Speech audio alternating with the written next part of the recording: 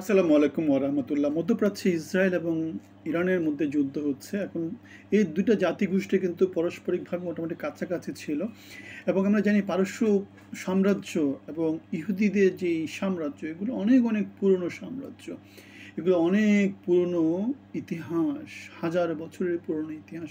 এবং জ্ঞান বিজ্ঞানে পারস্যরা কতটা শক্তিশালী ছিল সেটা পারস্য সাম্রাজ্যের বিস্তার দিয়ে আমরা ধারণা করতে পারি। আর ইহুদিরা কতটা শক্তিশালী ছিল সেটা ইহুদিদের হাজার বছর, কয়েক হাজার বছরের যে সাম্রাজ্য, ব্যবসা বাণিজ্য দিয়ে তারা যেভাবে পৃথিবীকে রাজত্ব করছে সেটা দিয়ে আমরা ধারণা করতে পারি। সুতরাং দুটো সাম্রাজ্যই বাগে বাগে লড়াইয়ের মতো এই অবস্থা। তাহলে এই অবস্থায় গত 7 দিনে আমরা যে লড়াইটা দেখেছি, ইসরায়েল আধিপত্য করছে আকাশপথে আর ইরান আধিপত্য করছে ক্ষেপণাস্ত্র প্রযুক্তিতে। সুতরাং একজন আরেকজনকে ঠেকাচ্ছে। এখানে দুজন যদি একই রকম শক্তিতে শক্তিমান হতো, সেক্ষেত্রে সেখানে যুদ্ধ করার কোনো সম্ভাবনা ছিল না, টিকে থাকার কোনো সম্ভাবনা ছিল না। এখন দুজন ডিফারেন্ট প্রযুক্তিতে একজন একজনকে আক্রমণ করছে। একজন আক্রমণ করছে আকাশপথে, আরেকজন আক্রমণ করছে ক্ষেপণাস্ত্র দিয়ে। এখন শ্রেষ্ঠত্ব ধরে রাখতে হলে এখন দেখতে হবে যে কে কতদিন পর্যন্ত এই লড়াইটা চালাতে পারে। এখন এই লড়াইটা চালাতে হলে তাহলে ইরানের ক্ষেপণাস্ত্র মজুদ কেমন আছে সেটা আমাদেরকে দেখতে হবে। এবং আরেকটা জিনিস হচ্ছে ইসরায়েলের এই যে ক্ষেপণাস্ত্র প্রতিরক্ষা, কতদিন ধরে তারা আয়রন ডোম দিয়ে অথবা স্লিঙ্গার দিয়ে তারা এটাকে কী করতে পারে, ঠেকিয়ে রাখতে পারে। আমরা দেখতে পেয়েছি গত 2-1 দিন ধরে যেটা দেখা যাচ্ছে, ইসরায়েলের নানা জায়গাতে ইরানি ক্ষেপণাস্ত্রগুলো, ব্যালিস্টিক ক্ষেপণাস্ত্রগুলো, উন্নত ক্ষেপণাস্ত্রগুলো আঘাত করছে এবং ইসরায়েলের নানা জায়গায় ধ্বংসপ্রাপ্ত হচ্ছে। আবার ইরান ইসরায়েলের যে আক্রমণ করছে, সে আক্রমণে তাদের মূল লক্ষ্যবস্তু হচ্ছে ইরানের পারমাণবিক স্থাপনাগুলোকে তারা ধ্বংস করে দেয়। তারা চায় না যে কোনোভাবেই ইরান পারমাণবিক সক্ষমতা অর্জন করুক। কিন্তু আমরা দেখেছি Iran already international atomic energy কমিশনের উপর অভিযোগ করেছে যে তারা ভুল তথ্য উপস্থাপন করেছে। ইরানের যে সক্ষমতাটা নাই, তারা সেই সক্ষমতাটা জনসমক্ষে প্রকাশ করেছে, যেটা ভুল ইনফরমেশন, যেটা ইরানকে চাপিয়ে ধরার জন্য একটা কৌশলের অংশ।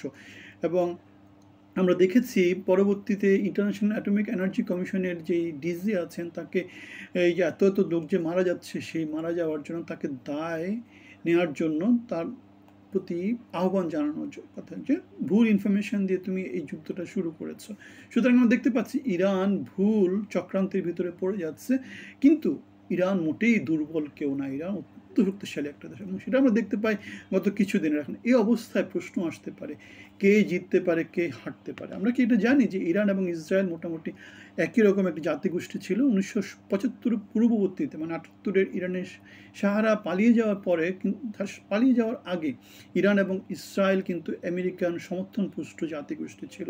এবং ইরানের যে জঙ্গি বিমানগুলো আছে, তার বড় একটা অংশ কিন্তু আমেরিকান মেড, এবং সেগুলো পুরনো। তাহলে আমরা দেখতে পাচ্ছি জ্ঞান বিজ্ঞানের দুই জাতি আগানো, দুই জাতি মোটামুটি আমেরিকান সমর্থনপুষ্ট ছিল। কিন্তু ইসলামী বিপ্লবের পরে ইরান ভিন্ন পথে হাঁটতে থাকে এবং ইসরায়েল ভিন্ন পথে হাঁটতে থাকে। এই ভিন্নতাই তাদেরকে এখন যুদ্ধের মুখোমুখি নিয়ে এসেছে। এখন দুইটা জাতি গোষ্ঠী যেহেতু শিক্ষায় প্রযুক্তিতে উন্নত, সুতরাং একজন একজনের আক্রমণটাকে ঠেকাতে পারবে। এখন এই ঠেকানোটা কে কতদিন ধরে করতে পারে সেটা হচ্ছে এখন ব্যাপার। কার অস্ত্রের মজুদ কেমন, কে শক্তিগত দিক থেকে কত বেশি আগানো। আমরা এই জিনিসটা মনে রাখি যে ইসরায়েল হচ্ছে ছোট একটা দেশ, ইরান হচ্ছে বড় একটা দেশ। ইসরায়েলের সব জিনিসপত্রগুলো কনসেন্ট্রেটেড একটা এলাকাতে মোটামুটি সীমাবদ্ধ, কিন্তু ইরানের ক্ষেত্রে এগুলো সারা ইরান জুড়ে সীমাবদ্ধ। সুতরাং ইরানকে আক্রমণ করে ইসরায়েল কখনো কাবু করতে পারবে না, কিন্তু ইসরায়েলকে আক্রমণ করে ইরান খুব সহজেই কাবু করতে পারবে। কারণ হচ্ছে ইসরায়েলের যে প্রতিরক্ষা ব্যবস্থাগুলো আছে, সেই প্রতিরক্ষা ব্যবস্থাগুলোকে ফাঁকি দিয়ে, যেমন যেটা ইসরায়েল অলরেডি স্বীকার করেছে যে 90%কে তারা আকাশেই ধ্বংস করে ফেলেছে, কিন্তু 10% তো মাটিতে পড়েছে। এখন ইরান যদি ইসরায়েলের ক্ষেপণাস্ত্র প্রতিরক্ষা ব্যবস্থাকে ফাঁকি দিয়ে 10% ক্ষেপণাস্ত্রকে যদি তারা ইসরায়েলের ভূমিতে পাঠিয়ে দিতে পারে, তাহলে সেটাই বিশাল ধ্বংসযোগ্য হয়ে যাবে। এবং সেটাই আমরা দেখতে পেয়েছি গত 2 দিনে যেটা হয়েছে। মাল্টি ওয়ার হেডেড ক্ষেপণাস্ত্র নিক্ষেপ করেছে, তারা সুপারসনিক ক্ষেপণাস্ত্র নিক্ষেপ করেছে, তারা একসাথে ব্যারেজ অনেকগুলো আক্রমণ করে তাদের ক্ষেপণাস্ত্র প্রতিরক্ষা ব্যবস্থাকে দুর্বল করে দিয়েছে। এবং এই টেকনিকগুলো মোটামুটি ফলপ্রসূ হিসাবে প্রমাণিত হয়েছে। এখন এই যুদ্ধটা যত দীর্ঘস্থায়ী হবে, তত আমরা দেখতে পাবো যে ইসরায়েল দুর্বল হয়ে যাচ্ছে। এবং এই যুদ্ধে এখন যদি মার্কিন যুক্তরাষ্ট্র এসে যোগ না দেয়, অথবা তাদেরকে মার্কিন যুক্তরাষ্ট্র যদি ইসরায়েলের সাপ্লাইকে যদি নতুন করে নতুন করে রিসাপ্লাই যদি না দেয়, আলটিমেটলি যুদ্ধে ইসরায়েল দুর্বল হয়ে যাবে।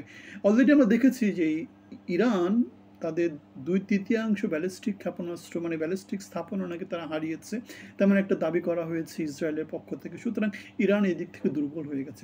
ইরানের যদি ব্যালিস্টিক স্থাপনাগুলো তারা যদি নতুন করে তৈরি করতে না পারে, তারা যদি নতুন করে সাপ্লাই যদি না আসে, সেক্ষেত্রে ইরান দুর্বল হয়ে যাবে। সুতরাং দেখতে পাচ্ছি যুদ্ধে টিকে থাকতে হলে এই যুদ্ধ কত দীর্ঘস্থায়ী হচ্ছে, কত দীর্ঘস্থায়ী যেতে পারার সামর্থ্য দেশগুলো রাখে, সেটা এখানে খুব গুরুত্বপূর্ণ একটা ভূমিকা রাখে।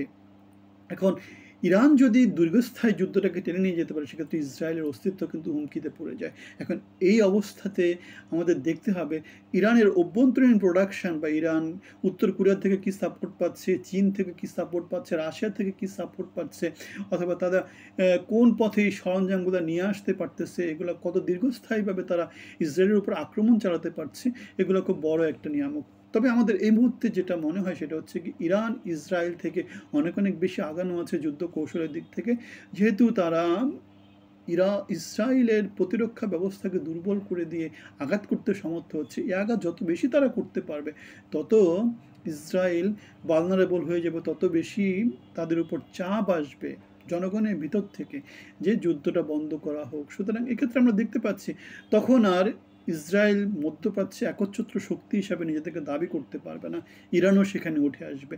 এখন ইরানের নিউক্লিয়ার যে প্রযুক্তি, তারা কত দ্রুত সেই নিউক্লিয়ার বোমাটা তৈরি করতে পারে, সেটাও এখানে বড় একটা ব্যাপার। এবং আমরা যে নানা রকম তথ্য উপাত্ত দেখতে পাচ্ছি, ইন্টারন্যাশনাল অ্যাটমিক এনার্জি কমিশন থেকে শুরু করে মার্কিন যে গোয়েন্দা তথ্য সেটা থেকে শুরু করে যেটা বোঝা যাচ্ছে সেটা হচ্ছে কি খুব অল্প সময় হলে 1 মাসের মধ্যে, খুব দীর্ঘ সময় হলে কয়েক বছরের মধ্যে ইরান পারমাণবিক সক্ষমতা অর্জন করবে। সুতরাং এই অবস্থায় মধ্যপ্রাচ্যে এখন বহুমুখী শক্তি কেন্দ্র হয়ে যাচ্ছে, সেটা একদিক থেকে ভালো দিক, স্থিতিশীলতার জন্য সেটা ভালো দিক। যেমন করে আমরা দেখেছিলাম স্নায়ুযুদ্ধের সময় মার্কিন যুক্তরাষ্ট্র ছিল, রাশিয়া ছিল, যার ফলে পৃথিবীতে স্থিতিশীলতা ছিল। এখন সেটা হচ্ছে মার্কিন যুক্তরাষ্ট্র যেটা চায় সেটাই হয়। ট্রাম্পের যে হুমকি, সেই হুমকিটা আমাদেরকে সেটাই বলে যে তারাই হচ্ছে একচ্ছত্র শক্তি, তাদের বিরুদ্ধে কেউ কথা বলতে পারবে না, তারা যাই চাবে তাই হবে। এটা বিশ্বের স্থিতিশীলতার জন্য মোটামুটিভাবে একটু হুমকি। কারণ হচ্ছে যত ভিন্ন মত থাকবে তত সেখানে কি আসবে, স্থিতিশীলতা থাকবে। যত একমুখী সেখানে স্থিতিশীলতা থাকবে, কিন্তু জনগণের মধ্যে কি থাকবে, অসন্তোষ বিরাজ করবে। এখন পৃথিবীতে অসন্তোষ আছে, কেননা এক দলীয় যে নেতৃত্ব, একদলীয় যে শাসন, সেটা বাংলাদেশ তো সেটা দেখেছে। সুতরাং আমরা দেখতে পাচ্ছি যে ফ্যাসিজম তৈরি হয়। এখন ভিন্ন মত চলে আসলে সেখানে গণতান্ত্রিক হয়ে যায়। পৃথিবীর মানুষ সবসময় গণতন্ত্রের পক্ষে, আমরাও গণতন্ত্রের পক্ষে। সো আমরা একটা ব্যানারের কথা বলি যেখানে মানবিক বাংলাদেশ, জনগণের বাংলাদেশ, আমার কথা আপনার কথা আমাদের কথা বলে আমাদের সাথে অংশী হবেন। ভালো